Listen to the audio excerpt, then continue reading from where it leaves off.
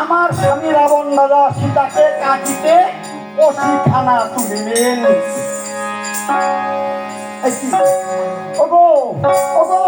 অধিকারী আপনি রাজা হইয়া বধ করিবেন না নারী। ওরে অপকর্ম কেন করব লঙ্কার অধিকারী,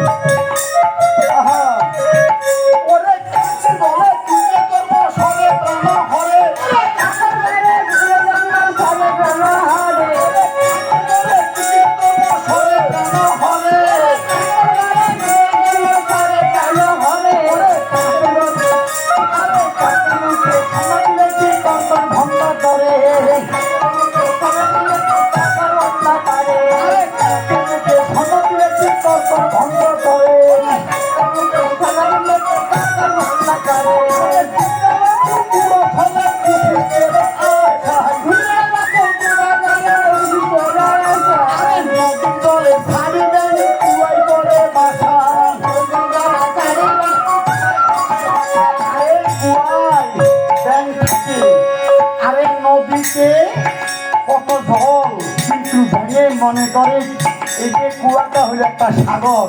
আহারে ভেঙের সম্পূর্ণ ধারণা মিথ্যা। আমি হইলাম সর্বশ্রেষ্ঠ বিশ্ব সুন্দরী, আমি মন্দদর্শী। আরে আমাকে ছাড়িয়া তুমি এই যে পর নারী নিয়ে তুমি কেন করো টানা টানি? আচ্ছা হ্যাঁ, এই কথা যখন রাবণ রাজা শুনলেন অশিখানা তখন আপনি নিচে ফেলে দিলেন। আর যখন এই নিচে ফেলে দিলেন আর এদিকে রাবণকে দেখিয়া সীতা ঘুরে যেন আছি। রাবণ ভেবেছে সীতা আমাকে দিয়েছে কথা। আজকে সেখান থেকে রাবণ রাজা গমন করিলেন। আর এদিকে রাবণ রাজায় তখন আপনি পুত্র সুখে জর্জরিত হইয়া তখন আপনি যুদ্ধের জন্য সাধন করিতে লাগলেন। ওরে রাবণ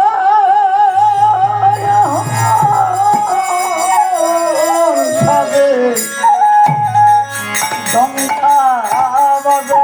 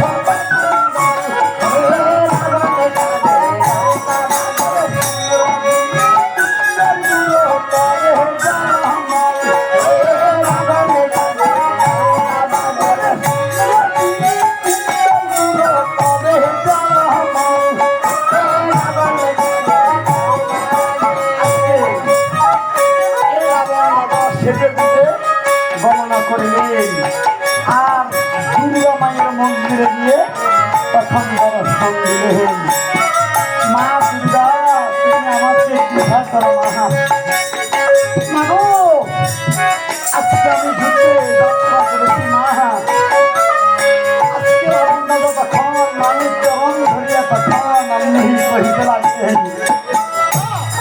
ওরে জয় জয় দুর্গে গো,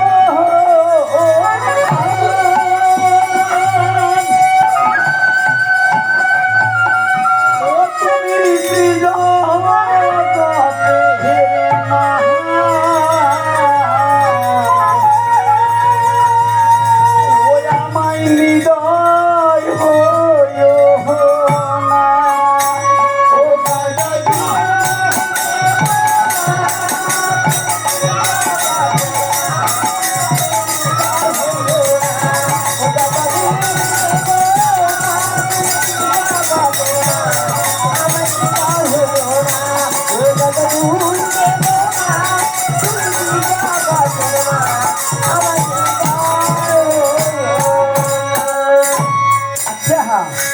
এই যে তুমি উমা, তুমি তিলোত্তমা, তুমি শিবের দয়া, ও গো মা, ওরে ত্রাহি ত্রাহি ও গো দুর্গে, চরণে খাইতে, ওরে ত্রাহি ত্রাহি ও গো দুর্গে, চরণে খাইতে, ত্রাহি ত্রাহি ও গো দুর্গে, চরণে খাইতে।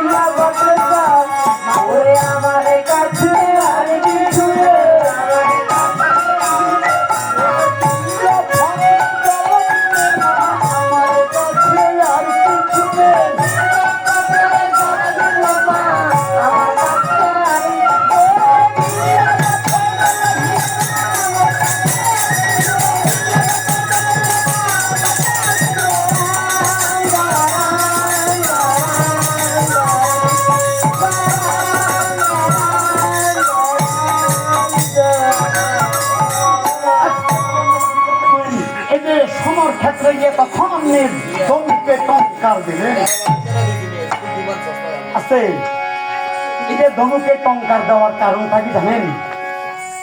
আহারে, আজকে যুদ্ধের ময়দানে আমি এসেছি, কোনো সৈন্য নাই, আরে কোনো বীর নাই, আমি কার সাথে আমি যুদ্ধ করব?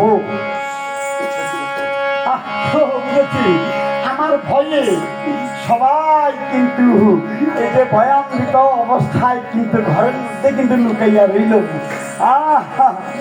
কিন্তু আমাকে সবাই ভয় করে। আচ্ছা, এসেছি, এই যে দেখি কোন বীর আমার এই ধনুটঙ্কারে আসে কিনা। তাই কি করলেন, মা দুর্গার নাম